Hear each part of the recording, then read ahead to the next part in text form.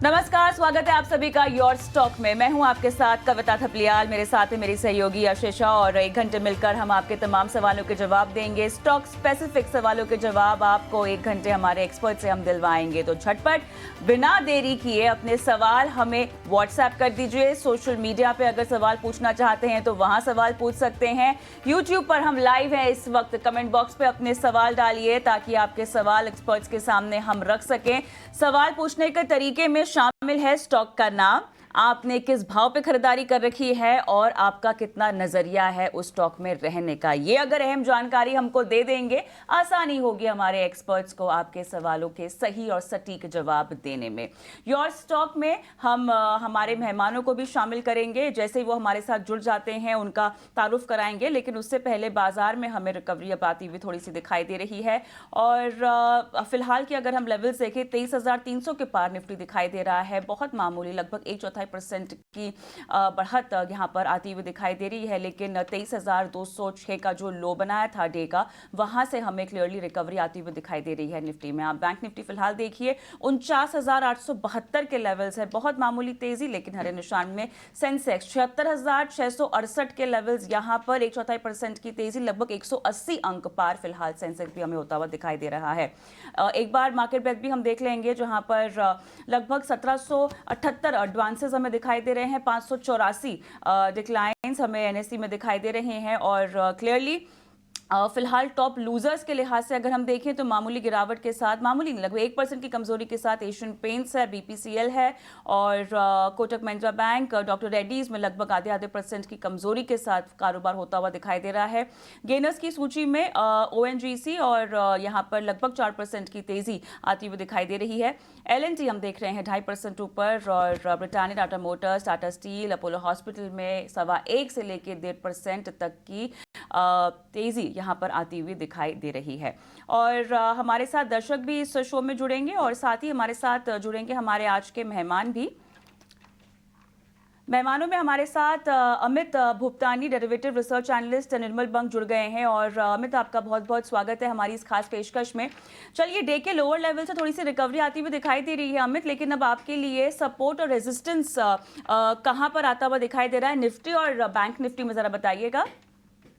Overall हम देखें यहाँ से तो सबसे इम्पोर्टेंट चीज यहाँ से मार्केट में ये हमें देखने मिल रहा है कि इंडिया वीक से जो यहाँ से हम देख रहे हैं कि आज के दिन में अच्छा खासी यहाँ से डाउनफॉल आते हुए देखने मिल रहा है। ऑलमोस्ट 5.5% के नीचे फॉल आते हुए देखने मिल रहा है।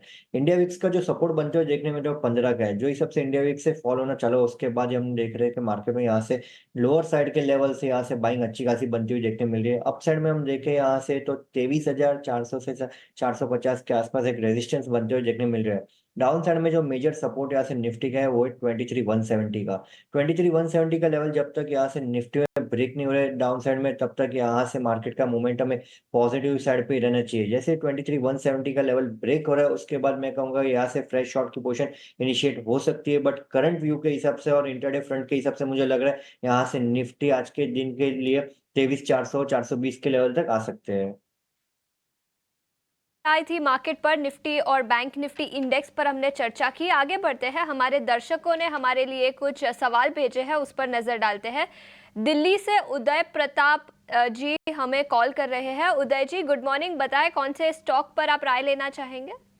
गुड मॉर्निंग मैम, मेरे पास रतन इंडिया पावर के 1904 शेयर्स हैं 19.8 रुपए के प्राइस पे। ठीक है, और आप कितने समय तक होल्ड कर सकते हैं। मैम अभी तो मैं सोच रहा हूँ बस ये मतलब जो भी कैपिटल लगाई थी वही निकला है, क्योंकि लोअर सर्किट पे लोअर सर्किट लगा जा रहा है। बिल्कुल, दूसरे दिन लगातार स्टॉक लोअर सर्किट में है। अक्षय जी, क्या राय बनेगी इस स्टॉक पर। अमित जी, क्या राय बनेगी रतन इंडिया पावर पर। दूसरे दिन लगातार स्टॉक लोअर सर्किट में है। उदय के पास 1900 शेयर है जो उन्होंने 19.8 रुपीज प्रति शेयर के दाम पर खरीदे थे। डाउन साइड में जो सपोर्ट बनते हुए काउंटर का देखने में मिल रहा है 1380 का है। 1380 के लेवल तक मुझे लग रहा है काउंटर एक साइड ड्रॉप कर सकते हैं, क्योंकि यहाँ से हम देखें तो 10 से 20 रुपए का भाव ये काउंटर ने एक ही महीने में डबल होते हुए हमें देखने मिल रहा है। सो यहाँ से अपसाइड से हम देख रहे हैं प्रॉफिट बुकिंग तो देखने मिल रहा है, बट 2 दिन से हम देख रहे हैं तो यहाँ से लोअर सर्किट पे ट्रेड करते हुए देखने मिल रहा है। जैसे मुझे लग रहा है 14 के आसपास आएगा, यहाँ से यहाँ जो सर्किट चल रहे हैं वो एक बार के लिए ओपन होनी चाहिए। तो 14 के आसपास आए वो टाइम पे मैं कहूंगा कि एक बार के लिए प्रॉफिट बुक करके एग्जिट कर देना चाहिए। प्रॉफिट बुक करके आपको एग्जिट करने की सलाह दी जा रही है। आमिर अली साहब लखनऊ से मेरे साथ हैं। सर नमस्कार, क्या हालचाल? नमस्कार मैम। मैम बताइए। मैं ये जानना चाह रहा हूँ, मैंने इंडिया बुल रियल एस्टेट के 75 शेयर लिए हैं और 133 के रेट से, हम्म।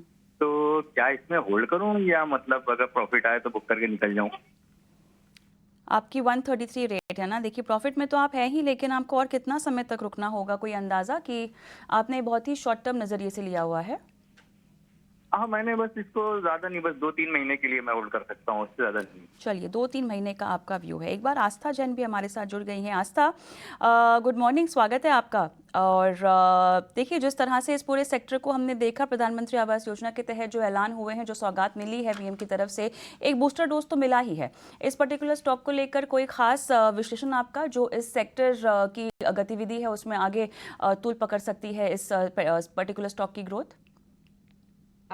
गुड मॉर्निंग कविता। देखा जाए तो देखिए अब बिल्कुल रियल एस्टेट सेक्टर तो पॉजिटिव ही लग रहा है, और जिस तरह से आते ही अभी तो 3 करोड़ घरों का जो प्रधानमंत्री आवास योजना के तहत यहाँ पे एक बात की है प्रधानमंत्री जी ने, तो मुझे लगता है कि ये पूरा टर्म काफी ज्यादा जोर रहेगा रियल एस्टेट के सेक्टर पे, और उससे रिलेटेड स्टॉक्स यहाँ पे बढ़िया परफॉर्म करते हुए नजर आएंगे। लेकिन पर्टिकुलरली अगर मैं इंडिया बुल्स रियल एस्टेट की बात करूं, तो यहाँ पे परफॉर्मेंस अभी भी इतनी अच्छी नहीं है। जहाँ बाकी रियल एस्टेट कंपनीज ने इस बार वित्तीय वर्ष 2024 में जिस तरह की बढ़िया परफॉर्मेंस और ग्रोथ दिखाई है, ये स्टिल अभी लॉसेस में है। तो मेरे को ऐसा लगता है कि इसमें से थोड़ा सा प्रॉफिट बुक करना चाहिए, जस्ट क्योंकि फंडामेंटल्स इसके इतने स्ट्रांग नहीं है। लेकिन ये जो टेलविंड आई है, हो सकता है इसमें ये भी बहुत ज्यादा तेजी हो जाए, लेकिन फंडामेंटल सपोर्टिव नहीं है, तो पार्शियली जरूर इसमें प्रॉफिट बुक करें। और रियल एस्टेट की एक दूसरी कंपनी अनंत राज लिमिटेड करके मुझे काफी ज्यादा पसंद आती है, वहां पे भी ध्यान बनाया जा सकता है। मुझे लगता है वहां पे और भी बढ़िया ग्रोथ के आसार होंगे। तो अगर कोई एक और रियल एस्टेट काउंटर किसी को देखना है, तो अनंत राज में भी एक पोजीशन बनाई जा सकती है। इंडिया बुल्स रियल एस्टेट पर ये राय, पार्शियली अपना प्रॉफिट बुक कर दीजिए, और अगर रियल एस्टेट स्टॉक से सेक्टर से किसी और स्टॉक को देखना है तो अनंत राज पर अपनी नज़र बनाएं। आगे बढ़ते हैं। नरेश अग्रवाल ने हमारे लिए एक सवाल भेजा, अमृतसर से हमारे साथ जुड़ चुके हैं। नरेश गुड मॉर्निंग, बताएं कौन से स्टॉक पर राय लेना चाहेंगे?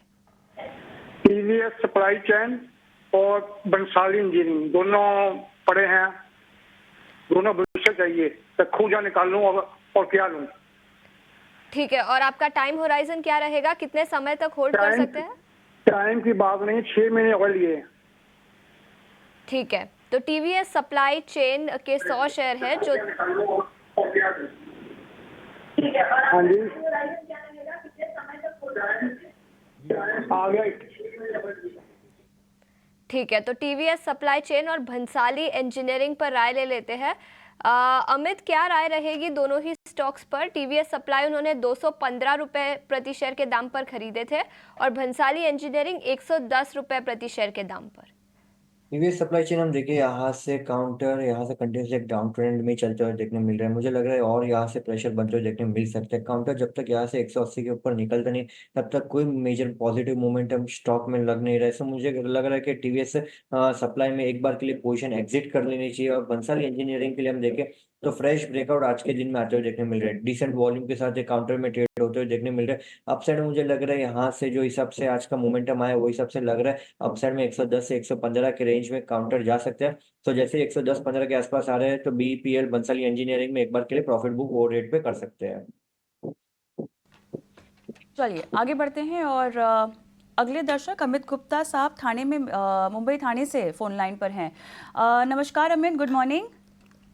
सर मैम, क्या हालचाल? हालचाल बहुत ठीक है मैम।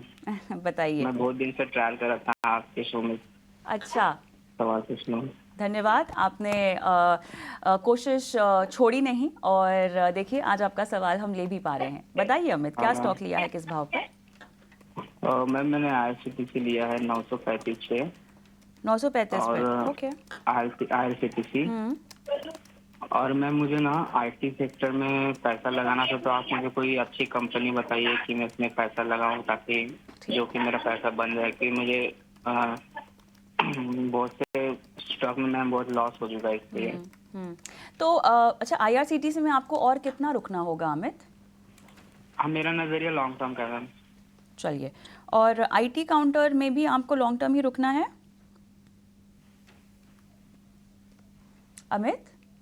हाँ हाँ मैम। लॉन्ग टर्म रुकना आईटी में भी? हाँ, कोई खास वजह, आपने आईटी स्पेसिफिक सेक्टर को ही चुना? नहीं कोई खास वजह नहीं है। मैं ऐसे मुझे बहुत से स्टॉक में लॉस हो रहा था मैम, मैं सोचा एक आईटी सेक्टर में भी एक बार राय ले लेता हूँ। अगर ये अच्छा नहीं अच्छा अगर मैम अगर बता दी आपके चैनल के माध्यम से तो मैं उसमें निवेश करूँगा।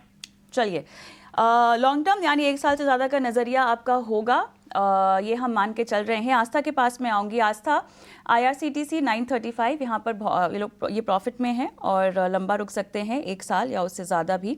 और आईटी में इनको एक पिक चाहिए और फ़िलहाल मेरे ख्याल से थोड़ा सा इनके हाथ जले हुए हैं क्योंकि ये नुकसान से डरते हैं।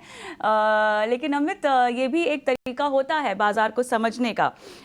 थोड़ा बहुत नुकसान आप जब तक उठाएंगी तब तक बाज़ार को समझेंगे नहीं, लेकिन हाँ, नज़रिया तो आप हम सभी का मकसद जो होता है वो मुनाफा कमाने का ही होता है। आईटी में फ़िलहाल वैल्यूएशंस कहाँ आपको कंफर्टेबल दिखाई दे रहे हैं आस्था, और उसके मुताबिक 1 साल का नज़रिया कहाँ बनाया जा सकता है? जी देखिए, सबसे पहले तो आईआरसीटीसी की बात कर लेते हैं। आईआरसीटीसी में बने रहने की सलाह है। टारगेट यहाँ पे 1000 तो ये ऑलरेडी आ चुका है। अब जो नेक्स्ट टारगेट्स हमें देखने को मिलेंगे वो 1100 से लेके 1150 तक के रहेंगे। आईआरसीटीसी की बात करें तो जिस तरह से बहुत ज़्यादा यहाँ पे ट्रेन्स अब जैसे इंक्रीज़ हो रही है, अगर भारत की हम बात करें तो वो ट्रेन्स भी बढ़ रही है, तो कंपनी को यहाँ पे फ़ायदा होता हुआ नज़र आएगा। दूसरी तरफ लाइसेंस फीस भी यहाँ पे हमें बढ़ती हुई नज़र आएगी और तीसरी तरफ जो इस बार हमने देखा था कि थोड़ा-सा यहाँ पे जो केटरिंग रेवेन्यूज़ थे, वहाँ पे इतनी ज़्यादा ग्रोथ नहीं देखने को मिली थी, तो उसके पीछे कुछ एक ओवरहेड एक्सपेंसेस थे, जिसकी वजह से हमने देखा था कि जो रिजल्ट्स आए थे और स्पेशली जो केटरिंग सेगमेंट के रिजल्ट्स थे, वो इतने उत्साहजनक नहीं थे। बट गोइंग फॉरवर्ड मुझे लगता है जिस तरह से यहाँ पे और ट्रेन्स बढ़ेंगी, कंपनी को फ़ायदा होगा, तो बने रहने की सलाह है 1100 से 1150 के टारगेट के लिए। जिस तरह से आईटी सेक्टर की बात करें तो देखिए हर सेक्टर का अपना एक टाइम आता है। आईटी सेक्टर ने एक बहुत बड़ी रैली एन्जॉय की है। अगर मैं बात करूँ 2 से लेके 3 से लेके पूरा 10 साल, 15 साल हमने आईटी में एक बहुत बढ़िया तेज़ी देखी है।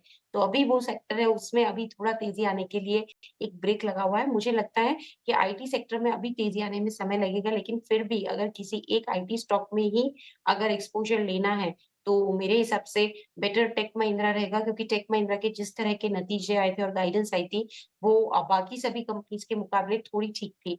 तो वैसे तो आईटी सेक्टर में मैं इतनी पॉज़िटिव नहीं हूँ, लेकिन क्योंकि इनका इच्छा है, तो वहाँ पे एक टेक महिंद्रा में नज़र बनाई जा सकती है। तो आईटी सेक्टर से टेक महिंद्रा और आईआरसीटीसी की बात करें तो 1100 से 1150 तक के लेवल्स आईआरसीटीसी पर भी दिख सकते हैं। आगे बढ़ते हैं, अगले सेगमेंट पर फोकस करते हैं, ऑप्शंस के चैंपियंस।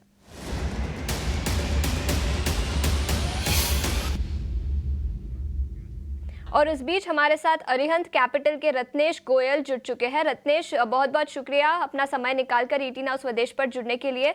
बताएं, फ्यूचर्स और ऑप्शंस की दुनिया में कहाँ है कमाई के मौके और मार्केट पर क्या राय बनेगी? Good morning. बाजार में पॉजिटिव रहना चाहिए मेरे हिसाब से। बाजार में जो नीचे में बाय ऑन डिप्स की रणनीति पे कायम रहना चाहिए। एक बार थोड़ा सा डीप आया था बाजार में मॉर्निंग में, वापस आप देखेंगे नया मोमेंटम आ गया है, तो मुझे ऐसा लगता है कि तेजी बरकरार रहेगी। तो इसमें जो तेजी दिखती है मुझे टाटा मोटर में अच्छा सेटअप दिख रहा है। 990 का कॉल लेने की सलाह, 24 रुपए के आसपास में, 17 रुपए का स्टॉप लॉस, 36 रुपए का टारगेट यहाँ पे बनता हुआ दिखाई देता है। जो मैक्सिमम लॉस 9975 का जो प्रॉफिट हो सकता है वो 17,170। तो टाटा मोटर्स के कॉल 990 के कॉल लेने की सलाह, 17 का स्टॉप लॉस और 36 का टारगेट प्राइस। शुक्रिया हमारे साथ जुड़ने। वडोदरा से नीलेश जैन मेरे दर्शक फोन लाइन पर साथ में है। नीलेश जी नमस्कार, गुड मॉर्निंग, क्या हाल चाल सर? नमस्ते मैडम, बहुत अच्छे। मैं इंदौर से हूँ मैडम। आप इंदौर से हैं? चलिए, जी हाँ, वो भी बढ़िया जगह है ना जी। बताइए। इंदौर से हूँ मैं मैडम। ये राजेश एक्सपोर्ट्स के 100 शेयर लिए हैं मैंने 317 के भाव के। 317 के भाव से जी, बहुत ऊंचा खरीद लिया। जी जी। बताइए अभी और कितना रुकना है? साल भर रुक सकता हूँ। और साल भर देना चाहते हैं? जी। चलिए, कितने 3 महीने पुरानी खरीद है, कितने महीने पुरानी खरीद है? हाँ 2 महीने पुरानी खरीद है।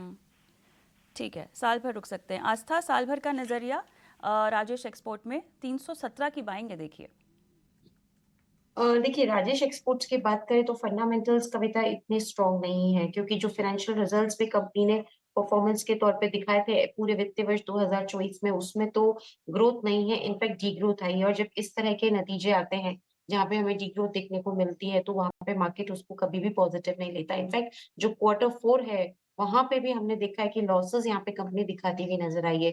तो फंडामेंटल्स तो अच्छे नहीं है। अगले नतीजों की उम्मीद में ही ये स्टॉक अगर चल रहा हो, तो वो अभी इतनी जल्दी कहा नहीं जा सकता। तो मुझे ऐसा लगता है कि ऊपरी स्तरों पे इसमें से निकलने का प्रयास करें, क्योंकि बहुत बड़ा यहाँ पे तेजी आएगी। फंडामेंटल्स वो तो इशारा नहीं कर रहे। तो ऊपरी स्तरों पे यहाँ से एग्जिट करिए, और दूसरी तरफ जो स्ट्रॉन्ग काउंटर्स हैं, जैसे आज मैंने अनंत राज के लिए बोला, या फिर हम लोगों को और भी स्टॉक्स पसंद आते हैं, ग्रेविटा हो गया, IRCTC हो गया, तो वहां पे एक बार नजर बना लीजिए। आपका जो भी नुकसान होगा एग्जिट करने से, क्योंकि एग्जिट तो शायद कॉस्ट प्राइस के नीचे ही कर पाएंगे, क्योंकि मैंने ऊपरी स्तर पे एग्जिट करने की सलाह दी है, तो वो भरपाई करते हुए ये स्टॉक्स नजर आएंगे। तो मैं एग्जिट करने की सलाह देती हूँ। आज थोड़ा सा बढ़ा हुआ है, थोड़ा सा चाहे तो यहाँ से पार्शियली एग्जिट करें और पूरा बाकी एग्जिट करें around the level of 290 to 295।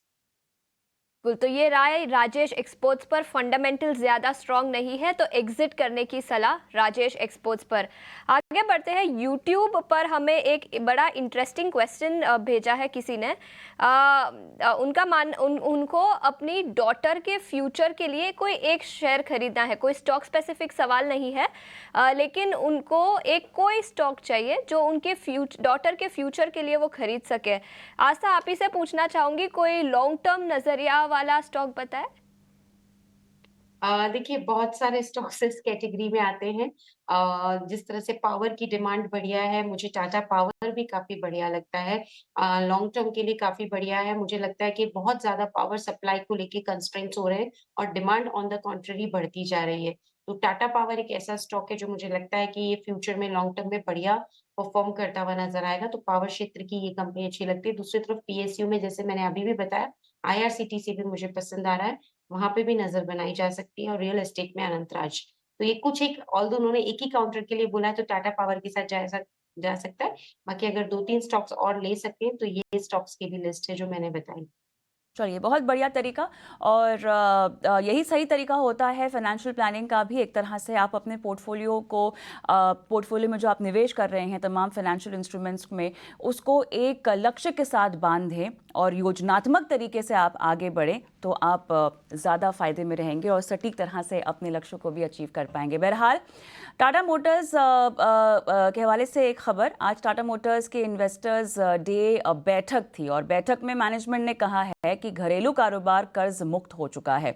अगले साल तक JLR कारोबार कर्ज हो सकता है। और बैठक में क्या कुछ निकल कर आया है, तमाम जानकारी हमारी सहयोगी सृष्टि शर्मा देने के लिए जुड़ चुकी हैं। बताएं सृष्टि। टाटा मोटर्स की इन्वेस्टर डे बैठक अभी फिलहाल चल रही है। साथ ही अगर इंडिया बिजनेस की बात करें तो वहाँ से जुड़े इंपॉर्टेंट अपडेट्स आएंगे। हालांकि JLR की जो मीट होगी वो अभी अगले हफ्ते होगी, पर अभी बात करें तो JLR से भी जुड़े काफ़ी इंटरेस्टिंग अपडेट्स आए हैं, जहाँ पे कंपनी ने एक बार फिर से अपने कर्ज मुक्त होने की टाइमलाइन को फिर से बताया है कि 2025 में वो पूरी तरीके से नेट डेट फ्री कहलाए जाएंगे JLR डिवीजन के लिए, जो कि एक बड़ी बात होगी। और साथ ही साथ जो फ्री कैश फ्लो की ट्रेजेक्ट्री है, जिस पे टाटा मोटर्स हमेशा अपनी कमेंट्री देती है कि कैसे वो आंकड़े आने वाले समय में उम्मीद कर रहे हैं। अब वैसे कुछ कंसर्न्स नहीं है, पर आने वाले समय में भी इस चीज पे फोकस रहेगा और मजबूत आंकड़े फ्री कैश फ्लो से आते हुए दिखेंगे, ऐसा मैनेजमेंट का मानना है। अब इनके इंडिया बिजनेस की बात करें तो यहाँ पे भी पैसेंजर व्हीकल और साथ ही कमर्शियल व्हीकल के लिए काफी स्ट्रॉन्ग कमेंट्री है। पैसेंजर व्हीकल की बात करें तो यहाँ पे कंपनी का कहना है कि जो इनका डबल डिजिट ग्रोथ देखने को मिल रही है, अब इनके मार्जिन में आने वाले समय में 200 बेसिस पॉइंट्स का सुधार आते हुए दिखेगा। वही कमर्शियल व्हीकल सेगमेंट की बात करें तो पूरे कमर्शियल व्हीकल सेगमेंट में पिछले साल हमने कुछ बहुत अच्छा प्रदर्शन नहीं देखा, पर इस साल के लिए सभी कंपनीज जो है बहुत मजबूत प्रदर्शन दे रही हैं। साथ ही टाटा मोटर्स का भी कहना है कि पूरे सेक्टर के लिए काफ़ी सारी टेलविंड्स है, काफ़ी अच्छी ग्रोथ की वो उम्मीद कर रहे हैं। और साथ ही स्मॉल कमर्शियल व्हीकल में मार्केट को फिर से कैप्चर करने की टाटा मोटर्स की पूरी तैयारी है। आखिरी में जो हम जानते हैं कि कंपनी ने अपना डीमर्जर अनाउंस कर दिया है, पैसेंजर व्हीकल को अलग करेंगे, कमर्शियल व्हीकल को अलग करेंगे। उसकी टाइमलाइन पे कंपनी की टिप्पणी आई है, जहाँ पे उनको लगता है कि सभी अप्रूवल्स मिलने के बाद 1 जुलाई 2025 में ये जो डीमर्जर है वो पूरा होता जाएगा। तो सभी सेगमेंट्स के लिए काफी पॉजिटिव कमेंट्री टाटा मोटर्स की तरफ से। और साथ ही साथ अगर हम देखें तो डीमर्जर पे भी एक क्लैरिटी आई है इन्वेस्टर्स के लिए। चलिए, तो यहाँ पर इन्वेस्टर्स के हवाले से अगर हम देखें तो काफ़ी अहम डेवलपमेंट। शुक्रिया सृष्टि। जल्दी से एक टेक लेंगे आस्था आपसे, उसके बाद आगे बढ़ेंगे दर्शकों की ओर। बताएं इस खबर को आप कैसे समझ रही हैं? देखिए, खबर काफ़ी अच्छी है। टाटा मोटर्स की बात करें तो जो लीगेसी बोरोइंग्स वाली बात थी, अभी वो पूरा अगर लिवरेज बैलेंस शीट जो थी उसके चलते थोड़े से कंसर्न्स हमेशा रहते थे। लेकिन जिस तरह से धीरे-धीरे कंपनी ने अपने आप को पूरा एक डीलिवरेज के पाथ पे अग्रसर किया और अब पूरा वो हो रही है, वो मार्केट्स हमेशा पसंद करते हैं इस तरह की बैलेंस शीट जो कि काफ़ी क्लीन रहती है with a very strong management. खबर काफ़ी अच्छी लगती है और मुझे लगता है कि टाटा मोटर्स यहाँ से भी बढ़िया तेज़ी दिखाता हुआ नज़र आएगा। और बिल्कुल जिसने लिया हुआ है वो लॉन्ग टर्म पर्सपेक्टिव से इसमें बने रहें।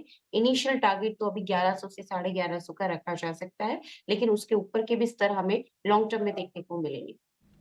चलिए, यूट्यूब के दर्शकों के सवालों की ओर हम रुख करते हैं। रेखा अग्रवाल ये सवाल पूछ रही हैं जलना महाराष्ट्र से। मोतीसन ज्वेलर्स इन्होंने लिया हुआ है 184 के भाव पर। अमित आपसे पूछेंगे सवाल। और जेपी पावर लगभग 21 रुपए के आसपास लिया हुआ है। 6 महीने का नजरिया रेखा अग्रवाल जो हैं वो रख सकती हैं।